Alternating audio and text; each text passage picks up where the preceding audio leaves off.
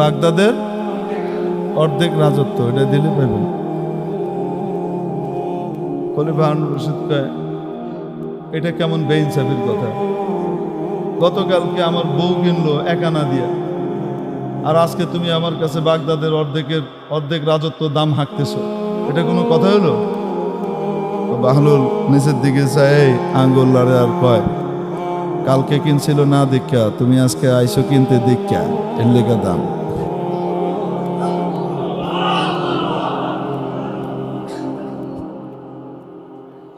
কালকে যে কিনছিল সে গায়েবের উপরে বিশ্বাস করে কিনছিল, আর আজকে তুমি যে কিনতে আইছো, আমি তো তারে কইছিলাম জান্নাতের দাম 1 আনা দিলে তুমি পাইবা, তুমি আমার কাছে দাও, আমি আল্লাহর রাস্তায় খরচ করে দিব, তোমার পক্ষ থেকে খরচ করে দিব, এটাই তো কইছিলাম।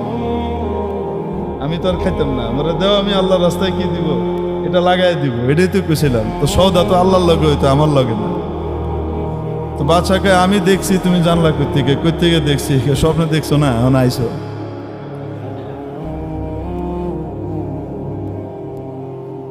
বাদশা তো আর কিনে নাই, গেছে গায়ে, আমি আর তরিকায় কোনোভাবে কিনালো মনে আল্লাহর কাছে, তোমার কাছে আর পাইলাম না আর কি। তো বাহলুল মজনুন,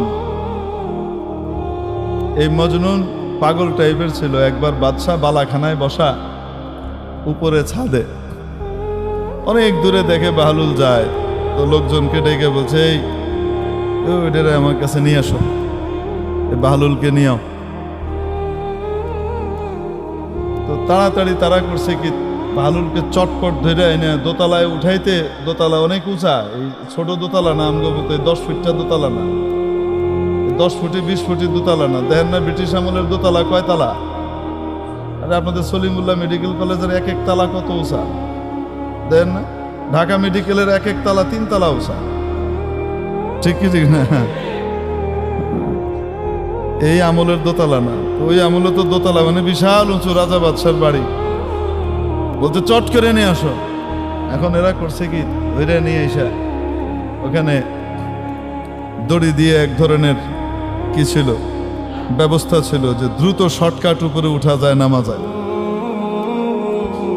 নিচে দড়ি বাঁধা, উপরেও কি দড়ি বাঁধা, ওই জায়গার ভিতরে আস্তে করে ইয়ের ভিতরে বসায়া দিছে টান, সাই করে উপরে গেছে।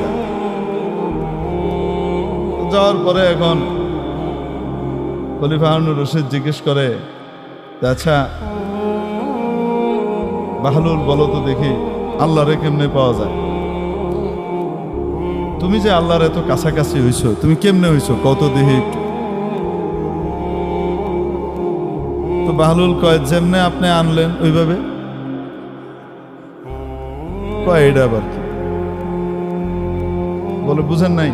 তো উনি কইতেছে, আমি বাহলুল যদি আপনার সাথে দেখা করতে চাইতাম, তাহলে আমাকে কত কাঠখড় পুড়িয়ে আপনার বাড়িতে আসা লাগতো, কত দৌড়ঝাঁপ করে আপনার কাছে আমাকে আসা লাগতো।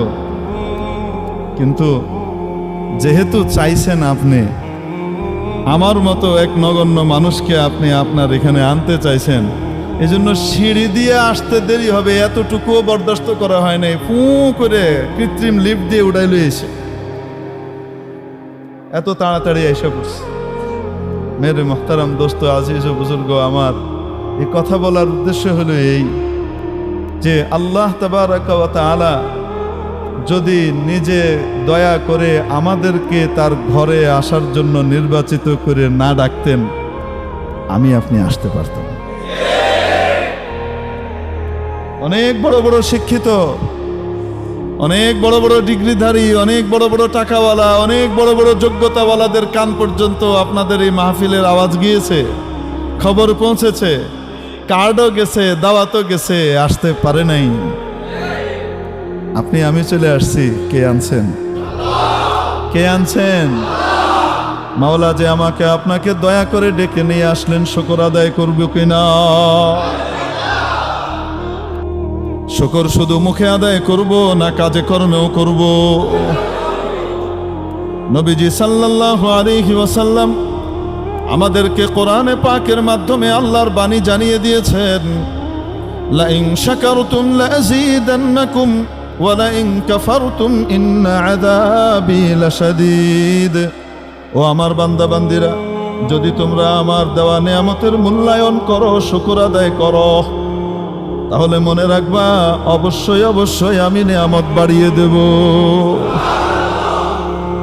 এজন্য এক ব্যক্তি নামাজ আদায়ের পরে আবার দ্বিতীয় ওয়াক্ত নামাজে মসজিদে আসার তৌফিক লাভ করতে পারা, এটা একটা লক্ষণ আর আলামত মাওলায়ে পাক মনে হয় গ্রহণ করেছেন, তাই আবার এনেছেন। আশা করতে পারি কিনা? আমাদের আমল এমন না যে আমল মাওলার দরবারে পেশ করা যায়, কিন্তু উনি রহমানুর রহিম, উনি গফুর ও গফফার, উনি সত্তার, উনি বড় দয়ালু, উনি ওয়াদুদ, উনি শাকুর, উনি মহামূল্যায়নকারী। হালকা ছোট্ট খাট্ট জিনিস, খুঁতযুক্ত জিনিসও গেলেও বান্দার যদি দেখে যে তার ইন্টেনশন ঠিক আছে, তার নিয়ত ঠিক আছে, এবং সে আমার নবীর তরিকাকে ফলো করার চেষ্টা করেছে, এই দুইটা যদি ঠিক পান, তাহলে মাওলায়ে পাক ওটাকে কবুল করে নেন। এটা কার দয়া? একটা নামাজ সারা জীবনের মধ্যে বেছে বের করা বড় কঠিন হয়, যেই নামাজটার শুরু থেকে নিয়ে শেষ পর্যন্ত আল্লাহ ছাড়া আর কোনো কিছু মাথার ভিতরে আসে নাই।